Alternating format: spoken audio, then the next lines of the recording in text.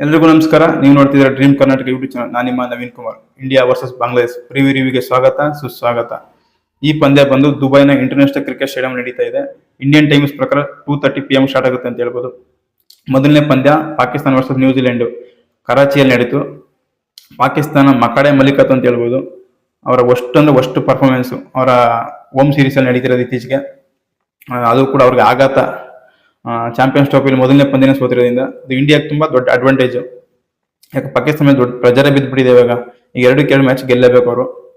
ಅದರಿಂದ ಯಾರೇ task ಗೆದ್ರು batting ಆಯ್ಕೆ ಮಾಡ್ಕೊಳ್ಳೋದು ತುಂಬಾ ಉತ್ತಮ. ಯಾಕಂದ್ರೆ ಬಿಸಿಲು ಹೆವಿ ಇರೋದ್ರಿಂದ ಫೀಲ್ಡಿಂಗ್ ಮಾಡೋಕ್ಕೆ ಹಾಗೂ ಬೌಲಿಂಗ್ ಮಾಡೋಕ್ಕೆ ಸ್ವಲ್ಪ ಕಷ್ಟ ಆಗುತ್ತೆ ಅಂತ ರಿಪೋರ್ಟ್ ಇರೋದ್ರಿಂದ ಬ್ಯಾಟಿಂಗ್ ಆಯ್ಕೆ ಮಾಡ್ಕೊಳ್ಳೋದು ತುಂಬಾ ಉತ್ತಮ ನನ್ನ ಪ್ರಕಾರ. ಯಾಕಂದ್ರೆ ಆಲ್ರೆಡಿ ಬಿಸಿಲು ತುಂಬಾ ಜಾಸ್ತಿ ಇದೆ ಅಲ್ಲಿ.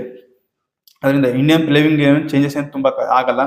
ಅಕಸ್ಮಾತ್ ಆದ್ರೆ ರಿಷಬ್ ಪಂತ್ ಒಳಗಡೆ ಕರ್ಕೊಬರೋದು, ಅದು ಬಿಟ್ಟರೆ ಮೇಜರ್ ಚೇಂಜಸ್ ಏನಾಗಲ್ಲ. ಇಂಡಿಯಾ ನೋಡೋಕೆ ತುಂಬಾ ಬಲಿಷ್ಠವಾಗಿ ಕಾಣ್ತಿದೆ ಅಂತ ಹೇಳ್ಬೋದು. ಆಲ್ರೆಡಿ ಇಂಗ್ಲೆಂಡ್ ವಿರುದ್ಧ ತುಂಬಾ ಚೆನ್ನಾಗಿ ಗೆದ್ದಿರೋದ್ರಿಂದ ಇಂಡಿಯಾ ಬಲಿಷ್ಠವಾಗಿದೆ ಅಂತ. ಹಂಗೂ ಕೂಡ ಅವ್ರನ್ನೂ ಏನೋ ನೆಗ್ಲೆಕ್ಟ್ ಮಾಡೋಕ್ಕಾಗಲ್ಲ. ಈಗ ಪಾಕಿಸ್ತಾನ ಪ್ಲೇಯರ್ಸ್ಗಳು ಎಲ್ಲ ಫ್ಯಾನ್ಸ್ ತುಂಬಾ ಬೇಡ್ಕೊತಾ ಇದ್ದಾರೆ ಬಾಂಗ್ಲಾದೇಶ್ ಗೆಲ್ಲಿ ಅಂತ. ಯಾಕಂದ್ರೆ ಬಾಂಗ್ಲಾದೇಶ್ ಗೆದ್ರೇನೆ ಅವ್ರಿಗೆ ಚಾನ್ಸ್ ಇರೋದು.